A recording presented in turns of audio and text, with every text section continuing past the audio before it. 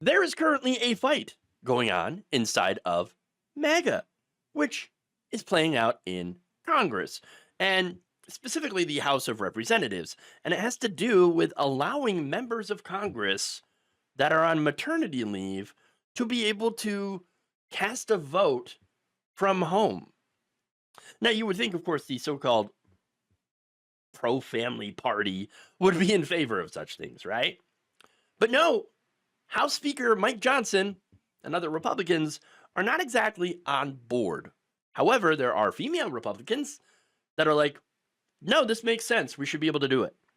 So now, on Tuesday, Johnson had attempted to block a bipartisan bill to permit House members to vote by proxy aided by technology when on parental leave.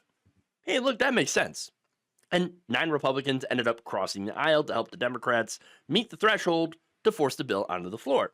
After it passed, Johnson retaliated by canceling all congressional activity for the week and sending everyone home. Oh yeah, if we have to do this, you just go home. If you want to go home so much, then just go home. Oh, okay. I mean, talk about taking your ball and then sending everyone else home. All right.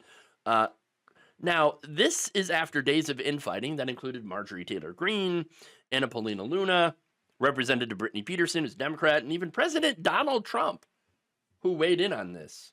So, yeah, once Trump weighs in, I mean, that's when it gets real serious, okay? He told reporters on Thursday, quote, "You're having a baby. You should be able to call in and vote. I'm in favor of that." Huh. Oh, look at that. That's actually a decent Trump take. Now, that said, Trump was like, look, ultimately, this is between Johnson and Luna. And so, you guys got to work that one out. All right. Now, the differences there, though, between the two actually led to Luna quitting the House Freedom Caucus. She's like, I'm done. I'm done. All right. Not at all interested in being with a party that doesn't, allow us to vote by proxy.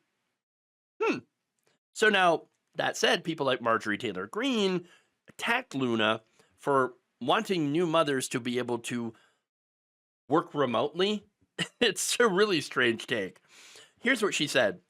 "I can't believe that Congress was hijacked this week over Luna's resolution to allow members to skip work and vote from home. It's a shame that selfish politicians are putting themselves before the American people," says someone who constantly puts herself over the American people. I mean, how? How y'all are still voting. It makes no sense to force people after giving birth to, get on a plane and go to Washington to vote on a bill that is probably just a renaming of a post office. Doesn't make any sense. It's really stupid. And it punishes women, by the way. No man is going to be impacted by this at all, and that's kind of the point. Johnson, look, he's a hypocrite on this one, by the way. He voted by proxy multiple times when his health was on the line during the pandemic. But now when a woman wants to do it after giving birth, that unconstitutional. Give me a break. No, at the end of the day, these Republicans are really just, they're anti-women, they're anti-family. As I've said before, okay? They want to make things harder for women and for families. That's it. Jim McGovern pointed out during the debate, given the chance to actually support families, they turn their backs. Because they do so every single time. Their support for families as a party isn't really support for families. It's more like a code to be against gay rights, LGBTQ plus rights. And that's really what it is, okay?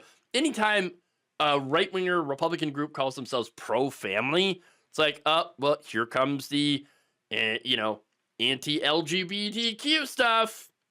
Well, we're going to hear some good old homophobia and transphobia coming from that person, because that's what they use it as a smokescreen for.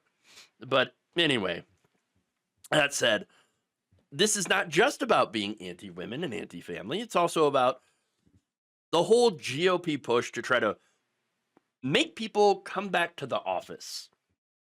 See, they made this huge deal during after the pandemic, right? Because during that time, there's a lot of people that were doing work from home, and it worked just fine. And people were big mad about that. Oh, how dare people work from home and actually be just as productive, if not more productive? We hate that. No, we want you to come back to the office so I can micromanage you. And so, we could also justify renting all this office space too. Yeah, because that would be a waste of money for us. But anyway, yeah, we got to have people come back into the office. Look, Donald Trump, by the way, was in favor of that. One of his first actions when he returned to the White House was to issue an executive order forcing federal workers to show up at the office, whether or not their jobs actually required it.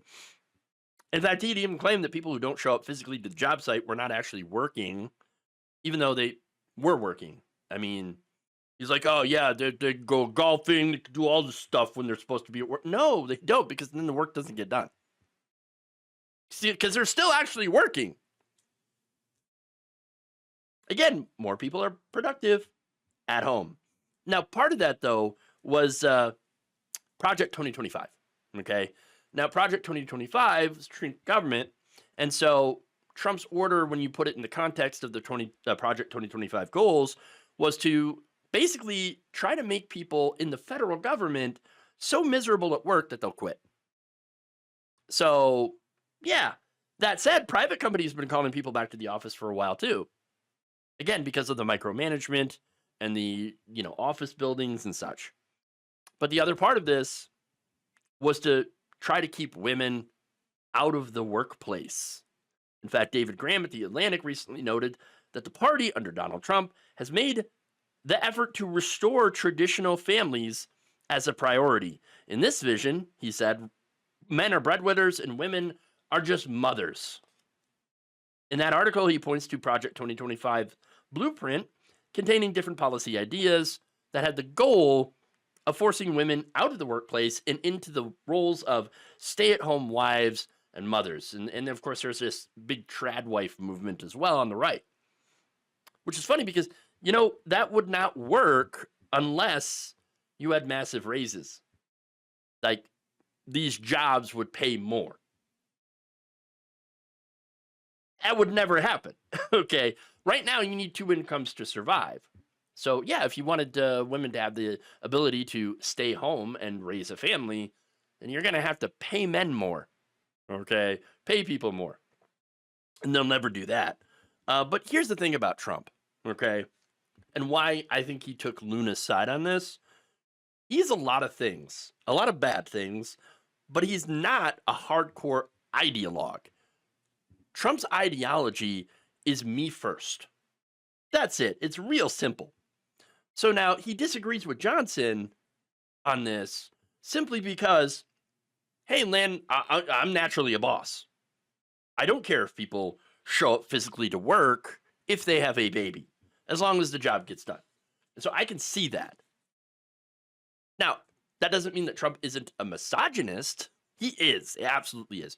He values women basically on their looks and what they can do for him. But what they can do for him also involves doing work.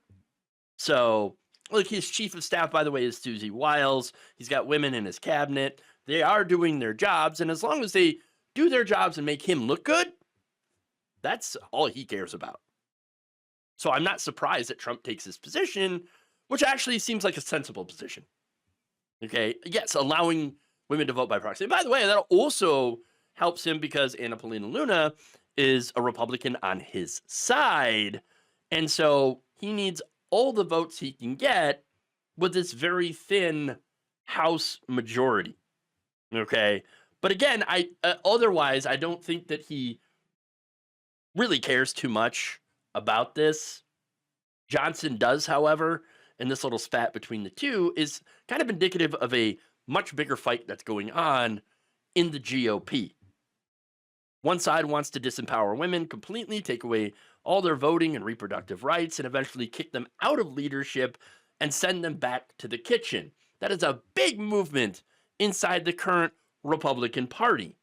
Now, the other side still wants some of that, but they also are okay with some of the women, these Republican women, conservative women, retaining special privilege in their Republican politics because it is how they use or what they use to try to get women to vote against their own interests. So it is an interesting little fight that's going on within the right-wing MAGA sphere, and I'm very, very curious to see who prevails. Thank you for watching. If you enjoyed this video, please like, share, subscribe, hit the bell icon in order to get notified whenever a new video is released.